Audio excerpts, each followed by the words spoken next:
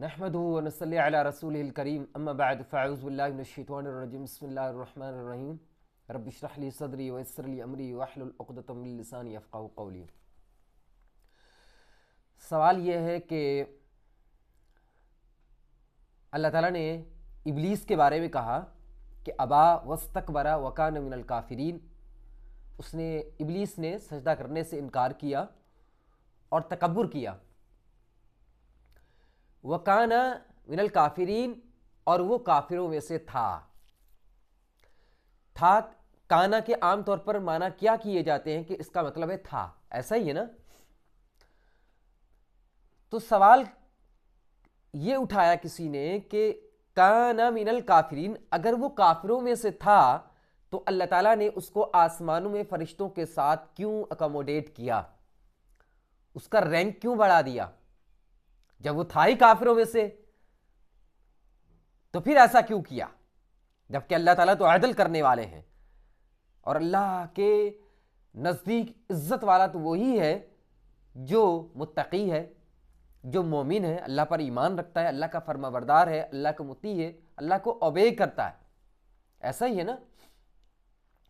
तो देखिए, इस बात को समझ लीजिए कि काना के माना सिर्फ था नहीं है। कुरान करीम में एक लफ्ज़ मुख्तलिफ मानी में इस्तेमाल होता है, काना भी मुख्तलिफ मानी में इस्तेमाल होता है। आइए एक नज़र में ज़रा जायज़ा लेते हैं कि कुरान करीम में काना किन किन मानी में इस्तेमाल होता है, फिर हम इसका जो है नतीजा निकालेंगे।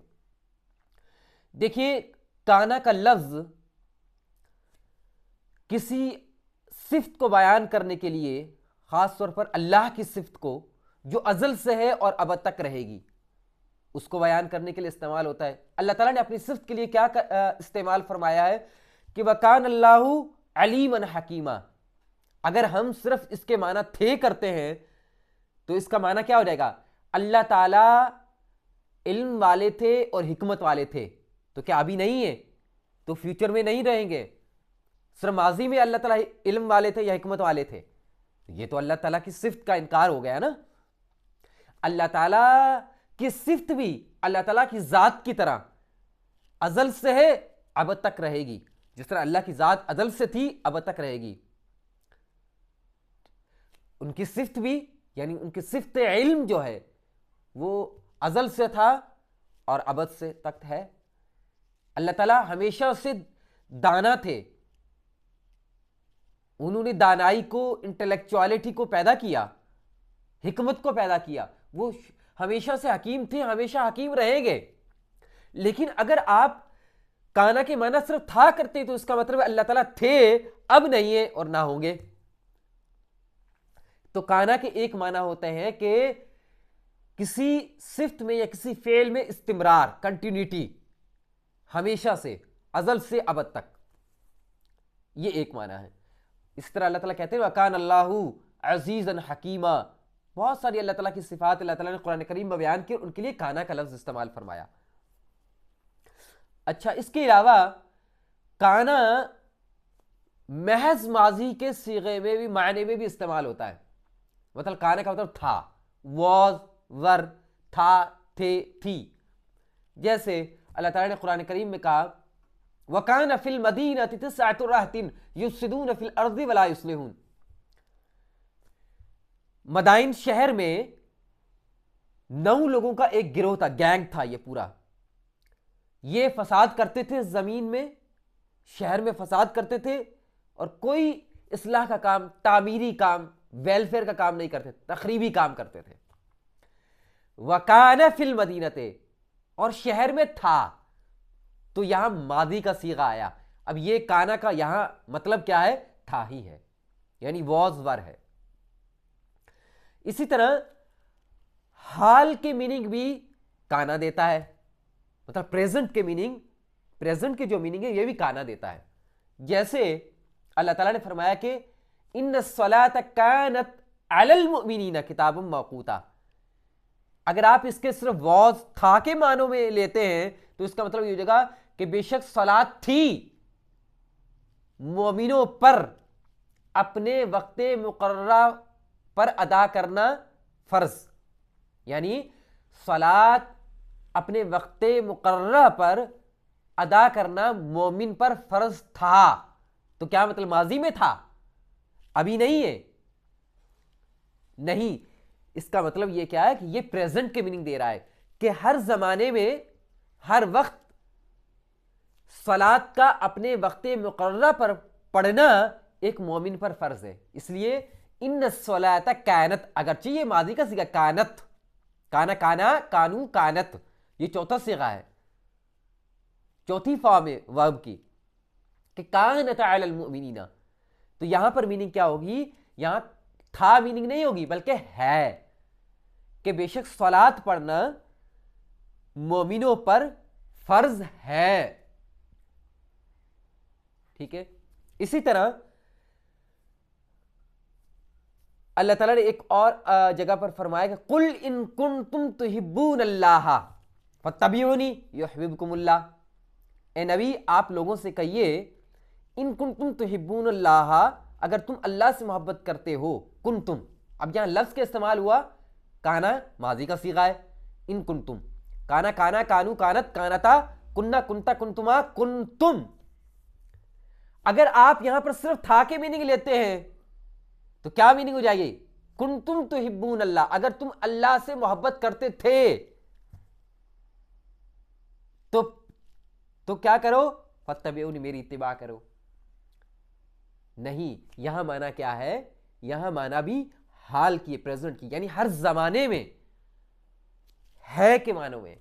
अगर तुम अल्लाह से मोहब्बत करते हो चाहे किसी भी जमाने में हो, तो फिर अल्लाह ताला जो है कहते हैं कि अल्लाह तुम मेरी इत्तिबा करो, नबी की इत्तिबा करो, तो अल्लाह ताला उससे मोहब्बत करे। इसी तरह देखिए एक और आयत है, बड़ी मशहूर आयत है, कुन तुम खैरा उम्मा, तुम बेहतरीन उम्मत थे। अगर आप सिर्फ काना को था के मानों में लेते हैं, सिर्फ था के तर्जुमा करते हैं जो टिपिकल तर्जुमा है, तो क्या माना हो जाएगा, तुम बेहतरीन उम्मत थे, अब नहीं हो, मुस्तकबिल में नहीं होगे आप बेहतरीन उम्मत, नहीं।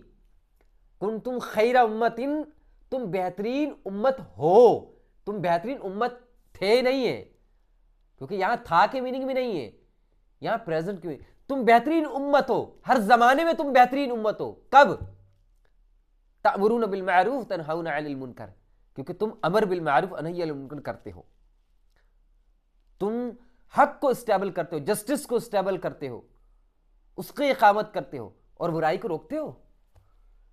तो जब जब भी उम्मत मुस्लिमा में ये क्वालिटी रहेगी अमर बिल मारूफ नही अनिल मुनकर की, तो उम्मत जो है बेहतरीन उम्मत है।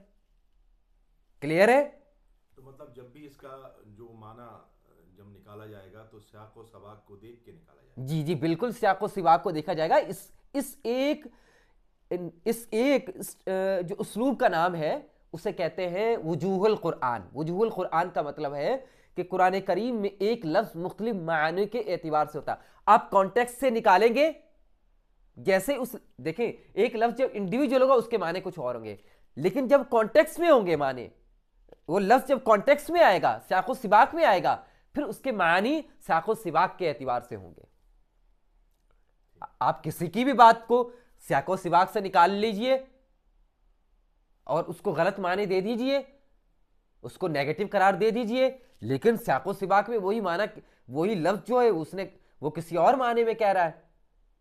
तो हमें हमेशा कॉन्टेक्स्ट के एतबार से देखना है और कुरान के वजूह के एतबार से देखना है। ये एक नॉलेज है, ये एक अलग से एक जो है एक कोर्स कह लीजिए, एक सब्जेक्ट कह लीजिए कि वजूहुल कुरान। इंशाल्लाह हम इस फ्यूचर में इस पर बात करते रहेंगे और समझते रहेंगे कि कैसे है इंशाल्लाह। इसी तरह काना मुस्तकबिल के मानों के लिए भी इस्तेमाल हुआ है। काना का मतलब होगा, था नहीं बल्कि होगा। जैसे अल्लाह ताला फरमाते हैं यूफून बिन नज़री व यखाफून यौमन काना शर्रुहु मुस्ततीरा। अहले ईमान के बारे में कहा जा रहा है कि मुसलमान जो होते हैं यूफून बिन नज़र, मुसलमान जो हैं अपनी नज़र को पूरा करते हैं। व यखाफून यौमन, वो क़यामत के दिन से डरते हैं। शर्रुहु मुस्ततीरा, के उस दिन डरते क्यों हैं? डरते हैं तो उसके लिए इंसान को मुस्तकबिल डर होता है, तो वह मेहनत करता है, उससे बचने के लिए अपने सद्देवाब करता है ना। ऐसा ही है ना, कयामत में कहीं हम फेलियर ना हो जाए, जहन्नुम हमारा फ्यूचर ना हो जाए, तो मोमिन डरता है और उसके लिए तैयारी करता है अपनी जिंदगी में। कॉन्सेप्ट क्लियर है ना। अल्लाह ताला क्या कहते हैं? वकाना शर्रु मुस्ततीरा। अगर आप इसके माना सिर्फ था करते हैं तो इसका मतलब क्या हो जाएगा कि उस दिन का जो बुराई है वो हर तरफ फैली हुई होगी, ये मीनिंग है ना असल। लेकिन अगर सिर्फ काना मीनिंग करते, था की मीनिंग में लेते हैं, तो फिर इसका मतलब उसका शर क्या था? हर तरफ फैला हुआ था। तो कयामत तो अभी कायम ही नहीं हुई है, कयामत तो अभी कायम ही नहीं हुई है। तो यहां इसके मानी है वकाना शर्रु मुस्ततीरा, उसका शर हर तरफ फैला हुआ होगा। तो मुस्तकबिल के मानों के लिए भी यही आता है, क्योंकि काना का था, यकूनु है, होता है और होगा। अब चाहे ये काना के सीगे से आए, मादी के सीगे से आए, मुजारे के सीगे से आए, और मुजारे का सीगा यानी प्रेजेंट का जो सीगा है वो प्रेजेंट पर भी दलालत करता है, फ्यूचर पर भी दलालत करता है। तो इसका मतलब काना को जो लफ्ज है वो फ्यूचर के मीनिंग में भी इस्तेमाल होता है, लेकिन उसके अंदर एक ताकीद पाई जाती है। जब वो मादी में इस्तेमाल करते हैं, काना में इस्तेमाल करते हैं, तो उसमें ताकीद होगी, मीनिंग वही फ्यूचर के देगा, लेकिन उसके अंदर ताकीद पाई जाती है। इसी तरह अब आ जाते हैं दोबारा से, काना का मतलब है बिकेम, स्वारा, हो गया। आइए, सईदना नूह और उनके बेटे के दरमियान कन्वर्सेशन चल रही है, कुरान में है, कन्वर्सेशन चल रही है बाप बेटे के दरमियान। बाप सिंसियर है, अभी जैसे फराज साहब कह रहे थे कि बाप जो है बहुत सिंसियर होता है, तो बाप को अभी फिक्र है बेटे के बारे में, तो कह रहा है कि बेटा तुम मुसलमान होकर हमारे साथ कश्ती में सवार हो जाओ। तो क्या होता है? वहाल बैनहुमुल मौजू, एक लहर आती है और उन दोनों के दरमियान हाइल हो जाती है, बेटा डूब जाता। वह काना मिनल मुगरकीन। अगर आप इसके माना सिर्फ ये लेते हैं कि वो तो डूब जाने वालों में से था, तो क्या मतलब है? जब डूब जाने वालों के साथ वो सैयदना नूह अलैहिस्सलाम से बात कैसे कर रहा था? अभी तो कन्वर्सेशन चल रही है बाप बेटे के दरमियान। फिर अल्लाह कहते हैं बातचीत चल रही है, वह काना मिनल मुगरिमीन, तो वो डूब जाने वालों में से हो गया। जैसे बाकी लोग डूब रहे थे तो वो भी डूब जाने वालों में से हो गया, यानी स्वारा मिनल मुगरकीन, यानी वो डूब जाने वालों में से हो गया।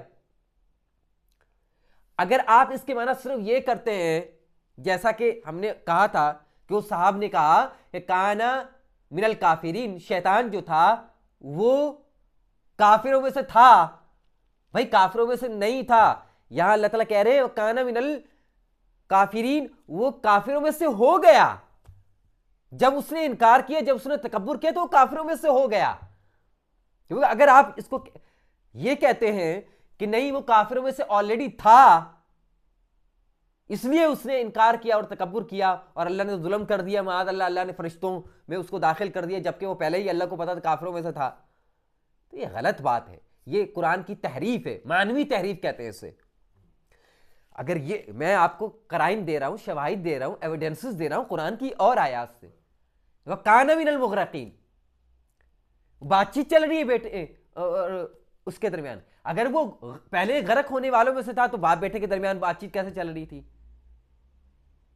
मतलब है बातचीत चल रही थी, लेकिन मौज आई और मौज ने बेटे को डुबो दिया, तो फिर काना मिनल मुगरकीन हो गया, वो डूब जाने वालों में से।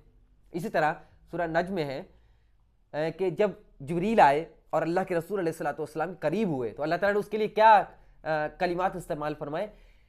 वकाना काबा कौसैनी, वकाना काबा कौसैनी, और था वो दो कमानों के फासले, दो कमानों का जो मिकदार होती है, इस फासले के बराबर करीब हो गया। फकाना अगर था तो अब ये माना जो सेंस है कॉन्टेक्स्ट के एतबार से सही बैठ ही नहीं रहा है।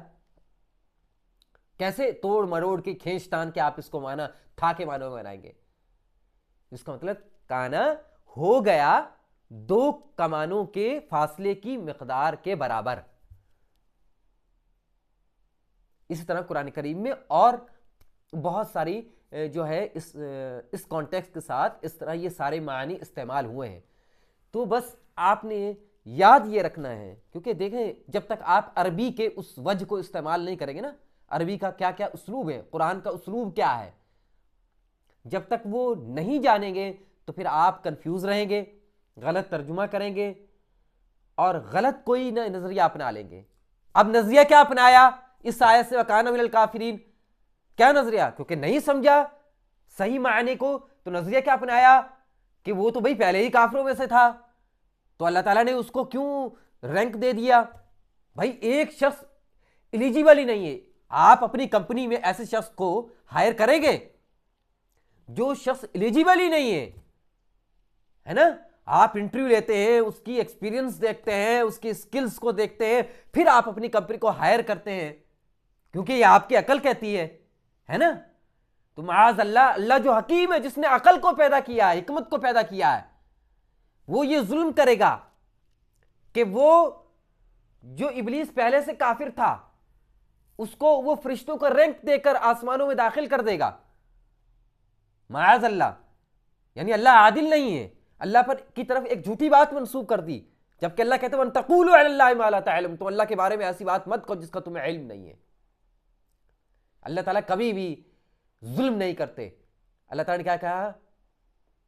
इन्नल्लाह लैसा बिज़ल्लामिन लिल अबीद, अल्लाह ताला अपने बंदों पर थोड़ा सा भी जुल्म नहीं करते। जुल्म एक मनफी सिफ्त है, अल्लाह इस सिफ्त मनफी से पाक है।